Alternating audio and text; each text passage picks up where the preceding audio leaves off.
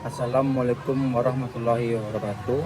Perkenalkan, nama saya Adi Padaser dengan NIM 2304214, Prodi Ilmu Administrasi Negara, mata kuliah Teori Sosial dengan dosen pengampu Ibu Pratiwi Nur Habibi, akan menjelaskan materi tentang tantangan pembangunan masyarakat sipil era digital. Latar belakang. Tantangan dan hambatan pembangunan masyarakat sipil di era digital dapat dimulai dengan mengidentifikasi transformasi besar dalam era digital seperti perkembangan teknologi, informasi dan komunikasi. Perubahan ini membawa dampak signifikan terhadap peran dan dinamika masyarakat sipil dalam berkontribusi pada pembangunan. Selain itu, pergeseran ini juga menciptakan berbagai tantangan dan hambatan yang perlu dipahami dan diatasi untuk memastikan partisipasi yang efektif dan berkelanjutan dari masyarakat sipil dalam proses pembangunan di era digital.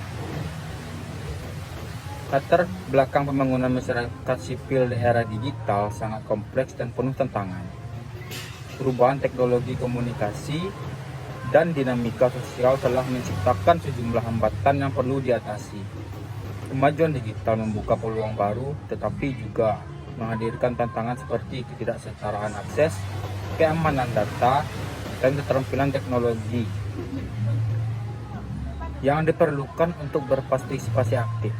Melalui makalah ini, kita dapat mendalami berbagai isu tersebut guna memahami peran dan tantangan masyarakat sipil dalam menghadapi perubahan ini. Pembahasan. Tantangan dan hambatan pembangunan masyarakat sipil di era digital melibatkan kompleksitas perubahan teknologi, informasi, dan komunikasi. Beberapa aspek utamanya termasuk 1. Akses dan kesenjangan teknologi. Tantangan masyarakat sipil di daerah dengan akses terbatas ke teknologi digital dapat mengalami kesulitan dalam partisipasi dan penyampaian informasi. Hambatannya, kesenjangan akses digital dapat memperkuat ketidaksetaraan dalam keterlibatan masyarakat sipil, meningkatkan divisi sosial, keamanan digital, dan privasi. Yang kedua, tantangan ancaman terhadap keamanan data dan serangan cyber dapat menghambat upaya masyarakat sipil dalam mengelola informasi secara aman.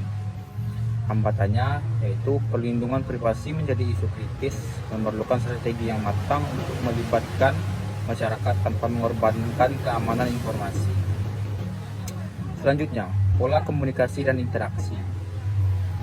Tantangan adopsi media sosial dan perubahan dalam pola komunikasi memerlukan penyesuaian agar pesan masyarakat sipil dapat mencapai audiens yang lebih luas. Hambatan, informasi yang salah atau disinformasi bisa dengan mudah menyebar, mempengaruhi dampak positif dari upaya masyarakat sipil, regulasi, dan kebijakan.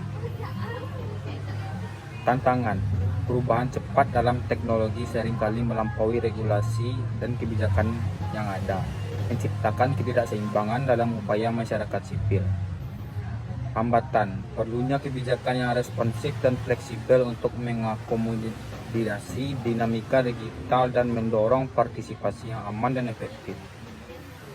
Selanjutnya yang ketiga, pendidikan dan kapasitas. Tantangannya adalah pemahaman teknologi dan literasi digital menjadi kunci, namun tidak semua anggota masyarakat sipil memiliki akses untuk pemahaman yang memadai. Hambatannya yaitu keterbatasan sumber daya dan pendidikan dapat menghambat kemampuan masyarakat sipil untuk memanfaatkan teknologi secara optimal. Selanjutnya yang keempat, penyalahgunaan informasi. Era digital membawa risiko penyebaran informasi palsu atau manipulatif.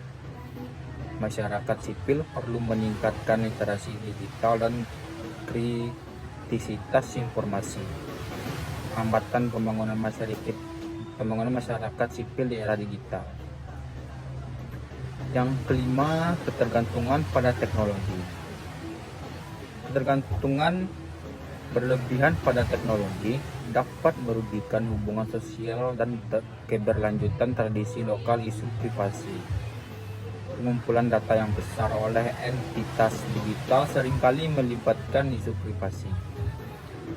Masyarakat sipil perlu memperjuangkan kebijakan yang melindungi hak privasi individu.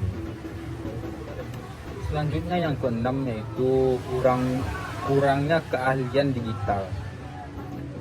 Banyak anggota masyarakat sipil yang belum memiliki keahlian digital yang memadai. Pelatihan dan pendidikan digital perlu ditingkatkan. Selanjutnya, yang ketujuh, tantangan hukum dan regulasi. Perubahan cepat dalam teknologi digital seringkali melebihi perkembangan hukum dan regulasi. Hal ini dapat menciptakan celah hukum yang perlu diatasi. Selanjutnya berbicara mengenai tentang solusi. Solusi yang dapat kita gunakan dalam mengatasi masalah ini adalah yang pertama, peningkatan akses teknologi. Menyediakan akses yang merata terhadap teknologi termasuk internet agar seluruh lapisan masyarakat sipil dapat berpartisipasi secara aktif dalam era digital. Yang kedua yaitu pendidikan teknologi. Pendidikan teknologi dapat mendorong pelatihan untuk meningkatkan literasi digital masyarakat sipil dan memastikan bahwa mereka memiliki keterampilan yang dibutuhkan untuk menggunakan dan memahami perkembangan teknologi tersebut.